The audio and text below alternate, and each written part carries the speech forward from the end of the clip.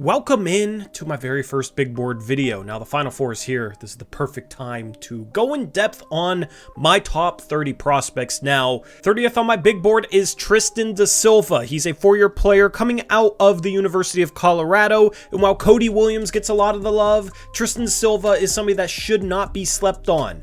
He shot 49% from the field, 40% from three, so for a 6'8 forward, that's a really good three-point shooting number. And he also made a lot of plays this year for the Colorado Buffaloes. He's never going to be a primary ball handler of any sort. He's more of a glue guy, but I like him in that role as somebody that can play off the ball, space the floor, handle a little bit, is pretty crafty, can finish, and can be a bit of a connective passer.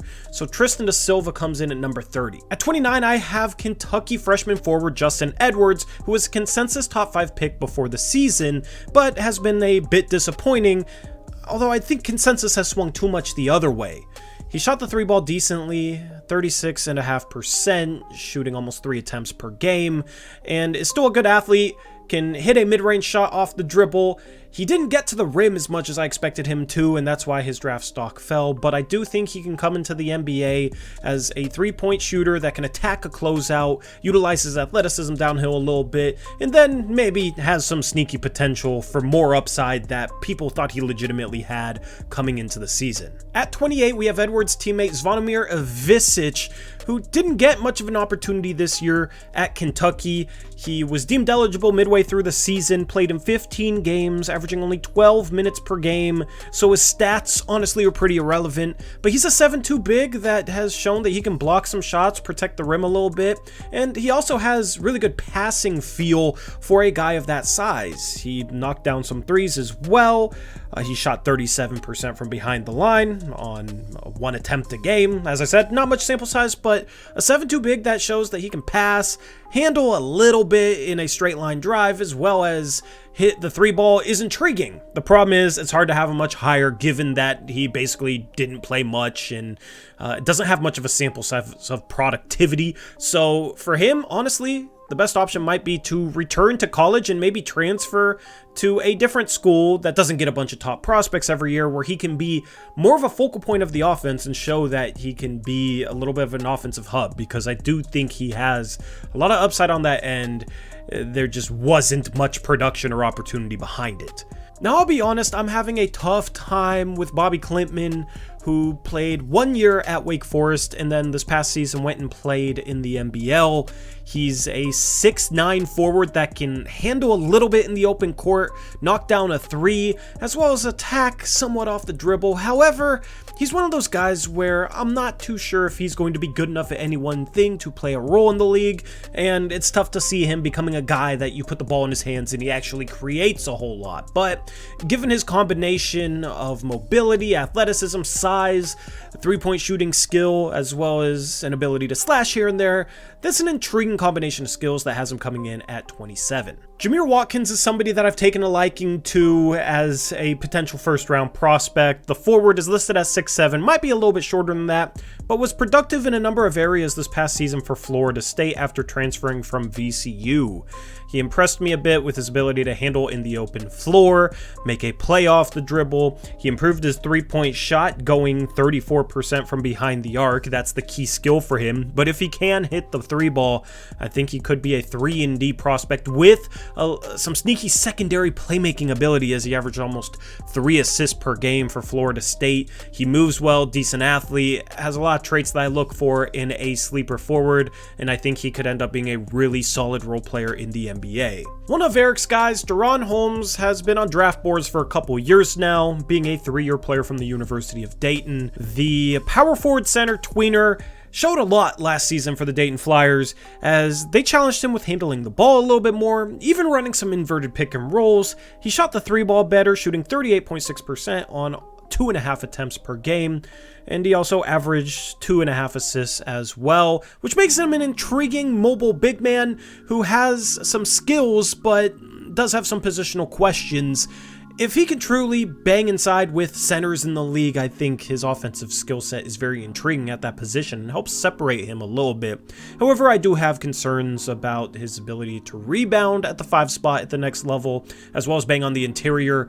And if he's forced to play the power forward position, which I think he can, his skill set doesn't separate him as much. And I lean towards the latter, which is why I have him down here at 25. Although I understand why somebody would have him even higher than this. I am far lower on Kyle Filipowski than most people are. Yes, he was a star at the University of Duke. Yes, he does have some intriguing offensive talents for a 7-foot big man. However, I have concerns with maybe a little bit of a lack of length and a lack of size on the interior, and I think he projects a little bit more as a 4-man than a 5-man at the next level in the NBA.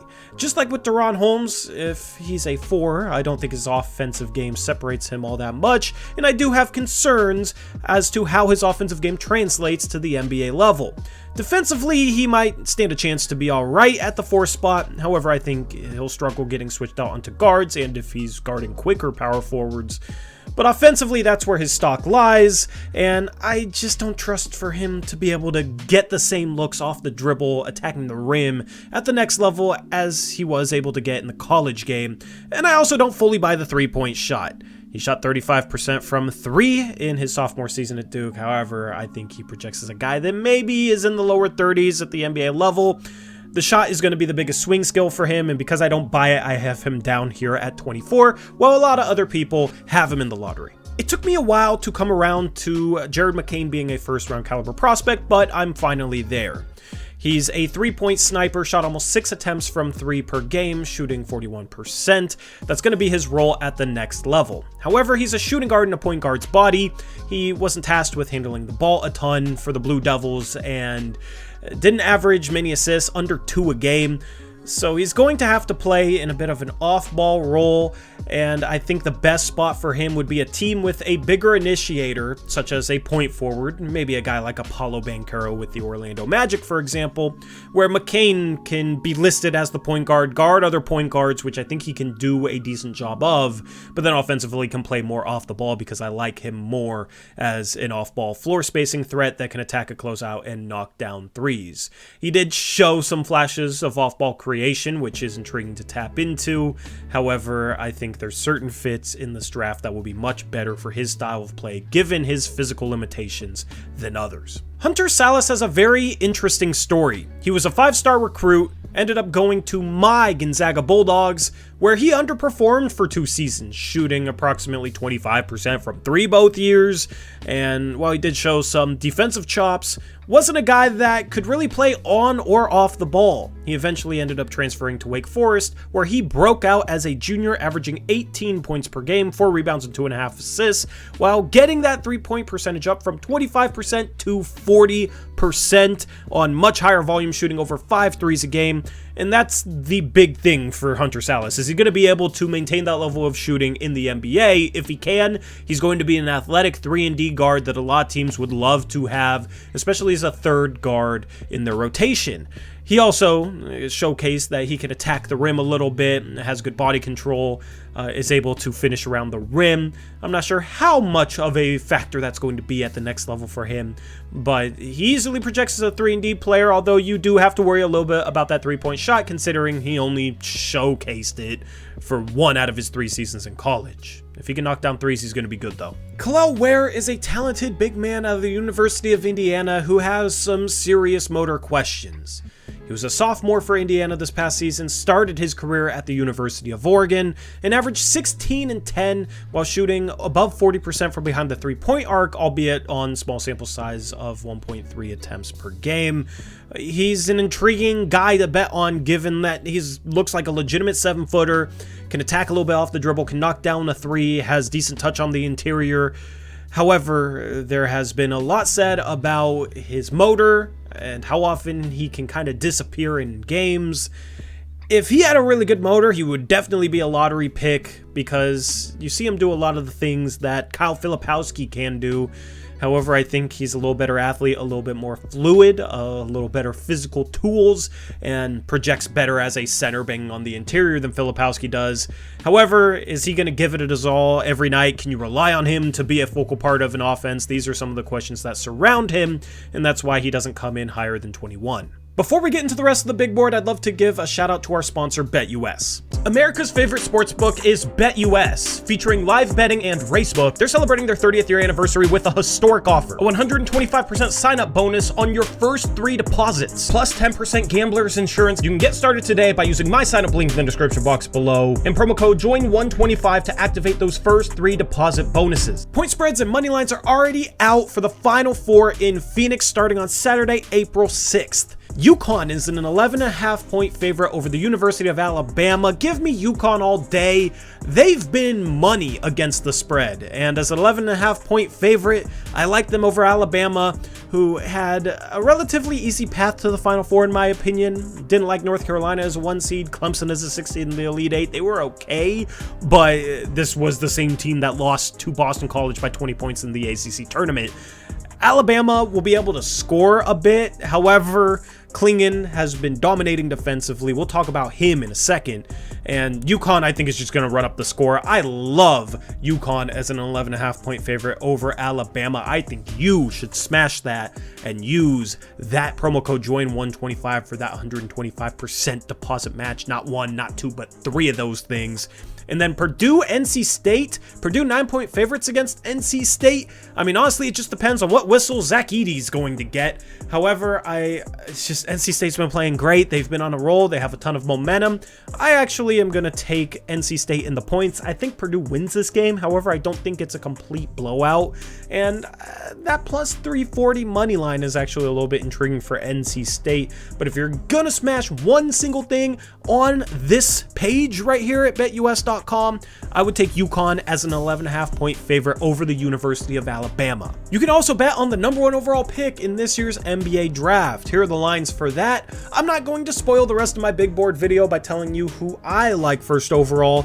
However, if you have an inkling as to who the #1 pick could be, you can definitely place some money on that as well. But as a sneaky potential #1 overall pick, I will toss out Matas Buzelis's name at plus 1400 if you want some long shot odds. Although it sounds like it's between these top 2 guys in Sarr and Risachet, and I definitely like one of them a lot more than the other, and you're about to find out. Shout out to BetUS for sponsoring this video. Remember that link in the description box below for more information on how you can sign up and have some fun with BetUS today. Tyler Smith comes in at number 20 on my big board. A lot of people have him higher than this, but I have my reservations about his entire game outside of his 3-point shot. I think he could project well as a 3-and-D guy at the 4 spot. However, I think he's basically just a stretch 4 offensively, as he didn't showcase much creation for the G League Ignite last season. Maybe that's due to having a bunch of ball handlers on his team and not being given enough responsibility. However, I attended a G League Ignite game this year and watched their coach, Jason Hart, basically beg and plead for him to attack off the dribble. And Tyler Smith, he's intriguing if he becomes a guy that can do some things creation-wise, because you couple that with being a decent athlete, 6'10", and a jump shot. That's an intriguing package. However, I just don't trust for the rest of his game to pan out. I think he'll probably be a solid role player, a backup 4 in the league, as a stretch big that can hopefully play some defense. One of my favorite sleepers in this year's draft is GCU's Tyion Grant Foster, who garnered a lot of national attention as he led his team to an NCAA tournament berth, as well as a 12-5 upset win in the first round against St. Mary's. He has a very intriguing backstory. He played some JUCO ball. He played for the University of Kansas for a year, played a single game for DePaul before collapsing, having a medical scare, not knowing if he could ever play basketball again, missing 2 years, and then coming back this past season for GCU after getting cleared and leading this team on a March run. He has a very quick first step, is a really good athlete, good body control, shot 33% from 3, which is a little bit of a question mark for him, but he shot some attempts off the dribble, step backs, has a lot of creation elements that you love in a a listed 6'7" small forward, and I think he's a legitimate 6'7". I think he's going to be able to give a really good scoring punch off the bench for an NBA team next season, and although he's 24 years of age, which may limit his overall long-term upside, I do think there is some sneaky upside there, given his physical traits and ability to score the ball, and the time that he had to miss due to his medical scare in the past. I think he's going to slip too much because teams are going to shy away from his age, but he has a lot of phenomenal traits, physically and skill-wise, that you look for in a bench scorer at the next level, and he might even have the upside to be a very dynamic starter. KeShon George is a really intriguing prospect out of the University of Miami, who didn't see much playing time early in the season, but became a focal point of their offense as the season went on. He's a legitimate 6'8", shot a phenomenal three ball above 40%, and showed flashes of being able to create off the dribble, some solid ball handling ability, as well as the ability to make some reads, make some solid passes, and that makes him a very high upside player if he can put all those pieces together into a dynamic shot creating, three-point shooting, small forward type of prospect. However, he was very inconsistent, disappeared far too often, and his production oftentimes didn't really match his overall talent. I love his combination of skills and physical tools. It's just tough to put him higher given his inconsistency. Devin Carter is one of the funnest players in this year's draft. The junior point guard at the University of Providence stepped up in a big way after Providence star Bryce Hopkins went down with a season-ending injury.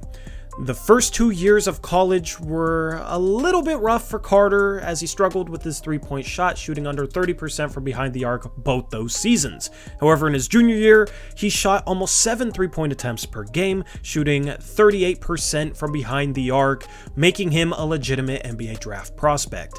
He's a very hard-nosed defender who might be the best point of attack defender in this year's draft, and he rebounds the ball at a crazy rate for a 6'3" guard, averaging 8.7 rebounds per game.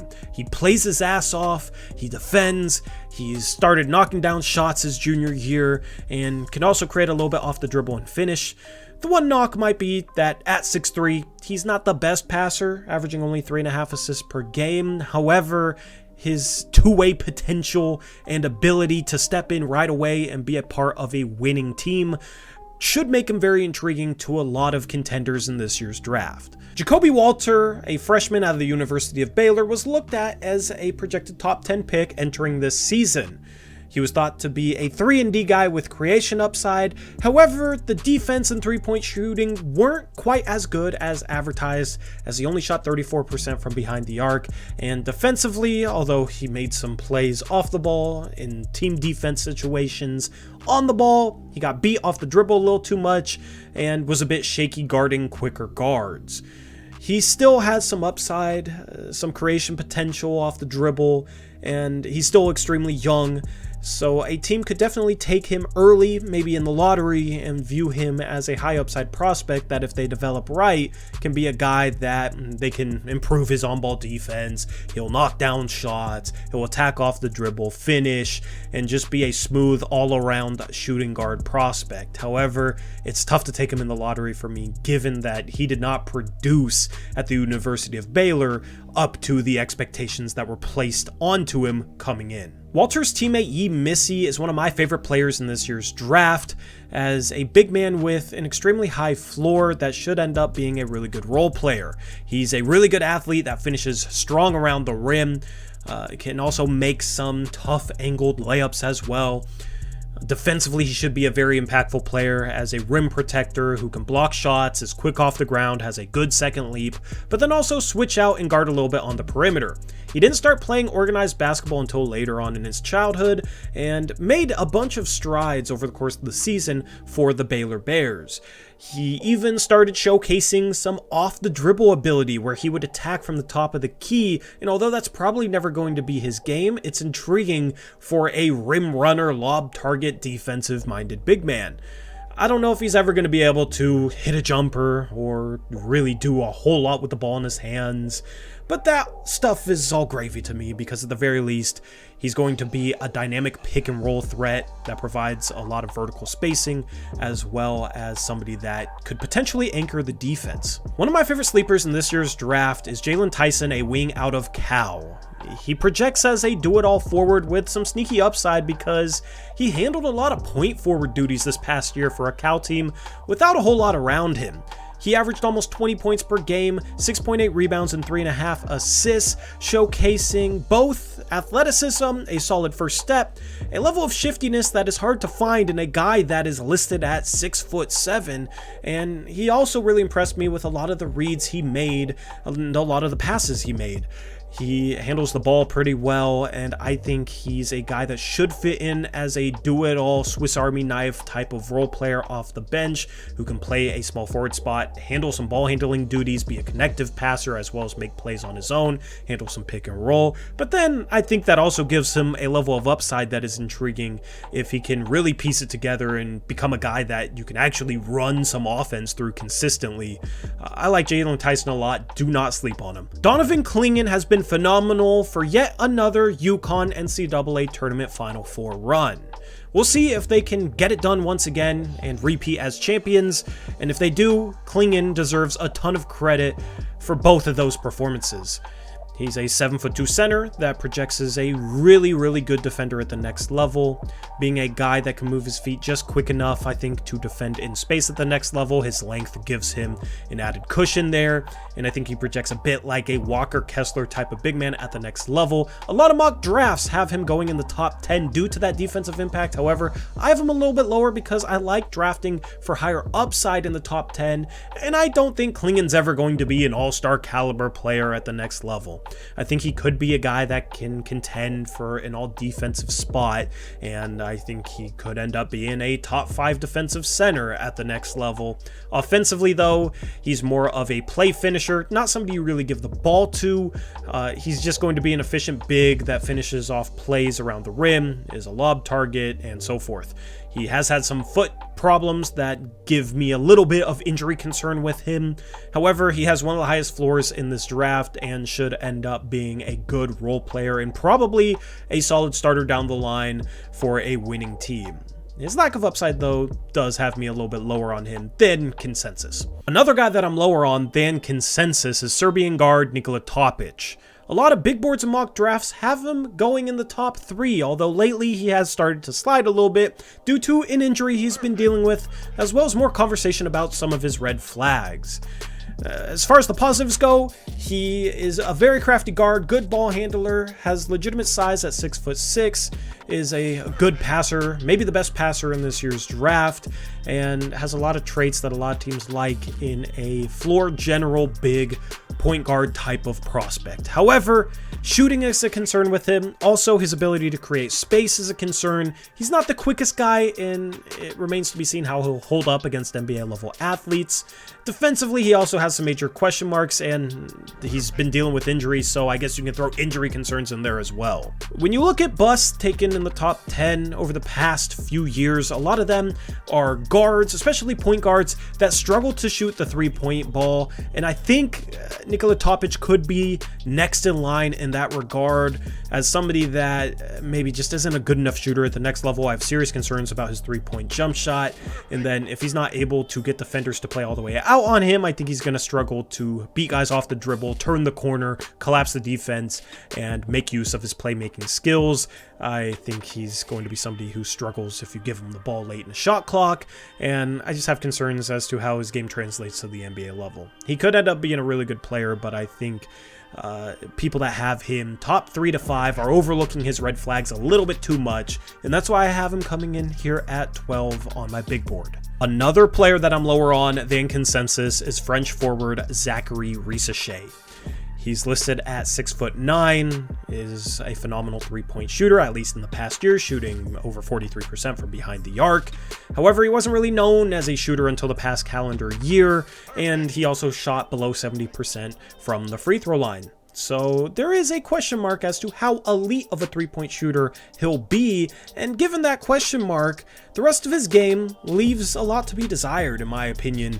He hasn't really showcased much of an ability to be a primary ball handler, to be somebody that creates shots for others, and I have some concerns as to his overall upside. I think he just projects as a role player that never becomes an all-star.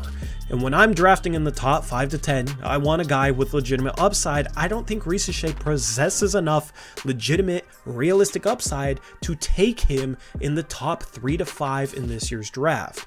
There is some teams in the top 10 that could be looking for a more NBA-ready prospect like Risacher is, that it would make sense to take Risacher higher than here at 11. However, his lack of upside has me not liking him for a rebuilding team, for a team that maybe needs a guy, needs a swing on upside. I just don't think Risacher is ever going to be a star. I think he's going to be a good role player, but that's about it. I've been singing Dalton Connect's praises since early in the season. The transfer out of the University of Northern Colorado was phenomenal for Tennessee this past season, leading the Volunteers to an Elite 8 run that just ended to the Purdue Boilermakers. Connect led a Tennessee offense and was one of the best players in college basketball this season, averaging 21 points per game, 5 rebounds, and 1.8 assists, while shooting a phenomenal 39% from 3 on over 6 3-point attempts per game.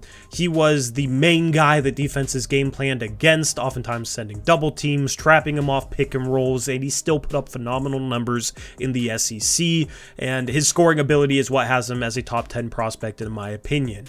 At the very least, he should be a shooter that can knock down threes consistently on catch and shoot shots, but also be a guy that can run off screens. He elevates a lot on his threes and should be able to get them off at the next level, but I also think he's a guy that will be able to get downhill a bit. He's a solid athlete, and he'll be able to attack closeouts, catch the ball on the move, and get downhill and finish around the rim. I was really impressed with his overall finishing ability. Some question marks are his defensive ability. He went to Tennessee to try and improve his defense. He also wasn't really much of a playmaker for others. However, this is a Tennessee offense that has struggled and has led to March disappointments in years past. He didn't really have a bunch of high-octane teammates to distribute to. So I think he comes in as a high-floor bench scorer right away, with maybe some sneaky upside given his age. He's 23 years old.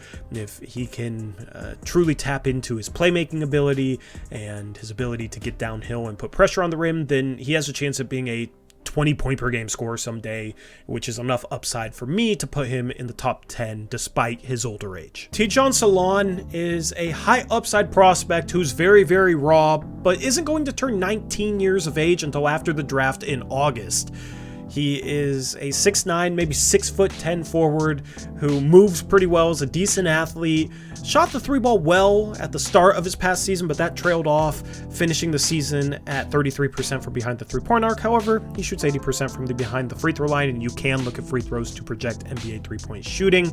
If he's a guy that can knock down threes at the next level, he immediately becomes intriguing because he has a lot of defensive upside to go with that, given his physical tools.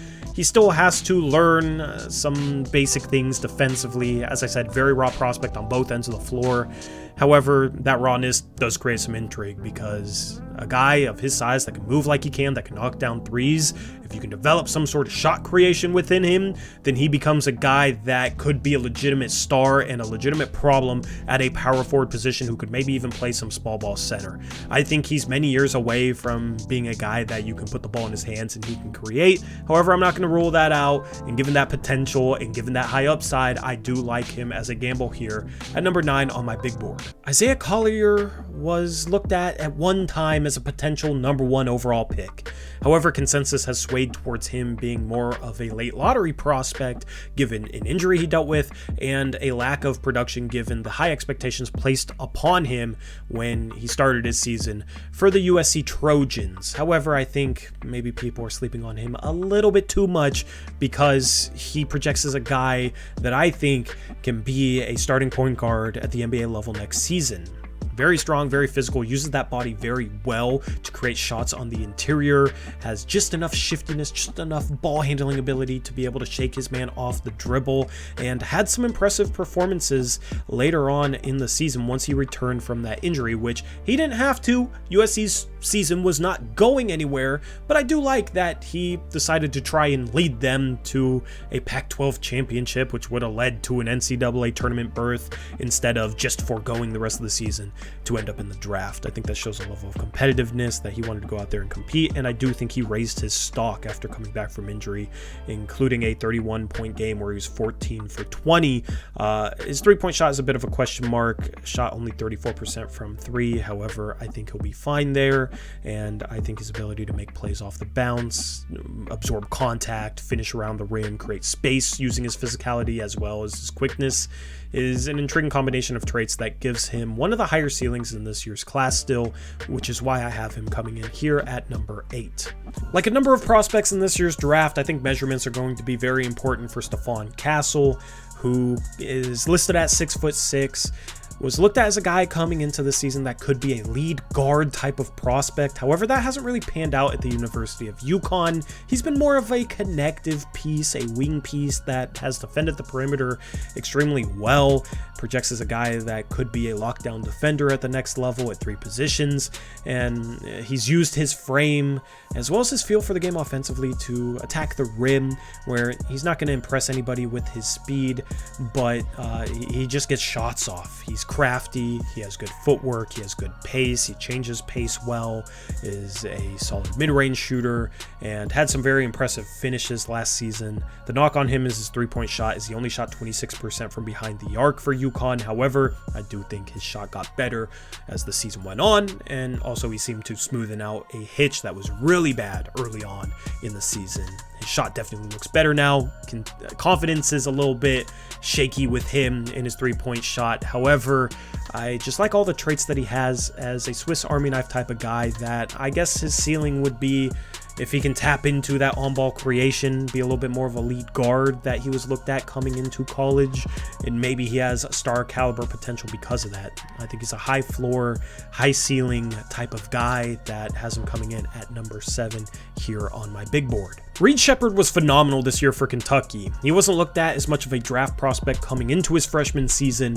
However, now he's looked at as a guy who could maybe go number 1. I don't think he'll quite go that high, but I do think he's a lock to go in the top 6 or 7 picks, as he shot 52% from behind the three-point line this year for Kentucky on a high number of attempts, which is phenomenal. He's a 6'3" shooting guard type of prospect. He did average 4.5 assists per game for the Wildcats. However, there is question marks about his ability to play the point guard spot at the next level, and given that he's only 6'3", might even come in at 6'2", 6'1", he's kind of just an undersized 2 guard. However, I still think he deserves to go high in this year's draft, given that one day he might be the best shooter in a league that prides itself on shooting. He's crafty defensively, has good hands, forces some turnovers. He might be a little slow laterally at the next level. He might get beat off the dribble by some quicker guards, but defensively for a shooter, he's better than you might think. And he showed enough in terms of making plays where I think he might be able to play the point guard spot, and at the very least be able to handle some ball handling and playmaking duties, which for a 3-point sniper is very intriguing to me, and that's why he comes in here at number 6. Shepard's teammate Rob Dillingham comes in here at number 5, and I have him one spot higher because I think he projects as a more natural 3-level scorer at the next level. He's a little bit smaller than Reed Shepard, probably around 6 feet tall, maybe 6'1" without shoes. However, he's extremely crafty, has a deadly jumper that he can get to off the dribble as well as catch and shoot, and he shot a whopping 44% from 3 on the season. He averaged 4 assists per game coming off the bench, playing only 23 minutes. Probably should have played more. Maybe that's why Kentucky lost in the first round, but he was, in my opinion, Kentucky's best player all season long, averaging 15 points per game. Per 36 minutes, that's 23 points, 6 assists. He's going to be a guy that can get to his shot at the NBA level, and I think he has star-level scoring potential and one of the highest upsides in this year's class, which is why he comes in at number 5. A lot has been made out about Cody Williams being the younger brother of Oklahoma City Thunder's Jaylen Williams, aka J-Dub, who looks like one of the best young players in the NBA today. However, their games are a little different. Cody Williams is a little taller, 6'8". He's not quite as strong. He definitely could use some added strength, added weight to be able to utilize his body more on drives and defensively at the next level. But he's a good young prospect in his own right. being a guy that at 6'8" has really intriguing guard skills. He can handle the ball, made plays off the dribble for both himself and others. He didn't quite finish as strongly as I would hope at the college level, but he did have a lot of impressive finishes where he contorted, was fading away a little bit. He should be able to get shots off against NBA level rim protectors. He does have a couple question marks. He didn't shoot a high volume of threes, but did shoot a good percentage. And then also the weight thing, and is he going to be able to truly put pressure on the rim at the next level? Those are things that might cause him to drop a little bit. He also was a little bit injury prone. An ankle injury robbed him of the second half of his season for Colorado. He did return for the NCAA tournament, but clearly was not 100% and not himself, which was disappointing because I would have loved to have seen a 100% full strength, full health Cody Williams in the NCAA tournament. But a 6'8" guy with guard skills that shot the three ball well, just needs to shoot more of them, is a high upside guy in any draft, and why he comes in here at number 4. Ron Holland, in my opinion, is a for sure top 5 prospect. At the top of the draft, I'm drafting for upside, and his upside is a legitimate two-way star. Defensively, he has less question marks. I think he'll be really good on that end. He is strong, moves well laterally, has a pretty good motor. I don't think he's quite the listed 6'8" that I've seen. I think he's more so 6'6". That measurement is something to watch during the draft combine. However, defensively, he should be phenomenal as a guy that can guard 3, maybe 4 positions at the next level. Offensively, he does have question marks, the biggest one of which is his three-point shot. He only shot 24% from behind the arc for the G League Ignite. However, as I said, I'm drafting for upside, and if Holland can figure out that three-point shot and be a legitimate three-point threat, then he should be a guy that's lethal attacking closeouts and lethal as a downhill slasher, because he has a really good first step. He's quick enough to be able to beat guys in a straight line drive, and then once he meets help defense, especially rim protectors in the paint, he does a really good job of creating contact to shield them away from the ball, to not get his shot blocked, and he does really well when needing to control his body with that contact, bounces off contact well. Really intriguing as a finisher at the next level. I think he'll be a legitimate downhill scoring threat, and then he can also make a play here or there. He averaged 3 assists per game. I think he's more of a secondary playmaker. I don't know if he'll ever be a number 1 option that you look to create his own shot and create a bunch of offense for others. However, I think he can still be a star as a two-way guy that could potentially be a 20-point per game scorer if he figures out that three-point shot, which might be the biggest swing skill in this entire draft for any one singular player. Another Ignite prospect, Matas Buzelis, has risen on my big board for the past couple of months, and the main thing for me is to not overthink him. He was looked at as a legitimate three-point shooter coming into this prior season with the Ignite. However, he only shot 26% from behind the arc. However, I do think he'll shoot a bit better once he gets to the NBA. I think he maybe struggled with the longer three-point line. He has good form. He has fluid mechanics. The three-point shot is a bit of a question mark, though, considering he only shot 26%, but everything else is intriguing for me with him offensively. He handles the ball well for a guy that's 6'10", 6'11". He's started to make some plays for others later in the season, and a 6'10", 6'11" ball handling forward is a really good archetype to bet on in terms of upside. And without a ton of upside at the top of this year's draft, I'm not going to overthink a guy that was labeled a shooter coming into this past year, that has shown that he can shoot the three ball before this past year, and has ball handling, size, a lot of traits you look for in a dynamic, scoring, playmaking forward. Defense was a bit of a question mark coming into this past season, but I think that's maybe the one thing that he's impressed me on the most compared to where my expectations were. He looked really good as a secondary rim protector this season. He's probably not going to be somebody that switches out too easily onto guards at the next level, but I think he'll be able to defend 3s and 4s on the perimeter. And then as a power forward, you want a guy that can rotate under the rim and deter some shots. And he did average 1.9 blocks per game this year. He's a guy that I think could end up being a star, and could end up being a guy that 5 years down the line, if he goes 7th or 8th, you're looking back on how did teams pass on him like that, given his ball handling handling ability, his fluidness, his shiftiness at a legitimate 6'10", 6'11". And the number one player in this year's draft for me is Alex Sarr out of the NBL. He's a 7'1" big man that could be a true game wrecker defensively. Although Donovan Clingan would have a word to say about this, I think he will be the best defensive big out of this year's draft and could be a guy that is an all-defensive caliber big man.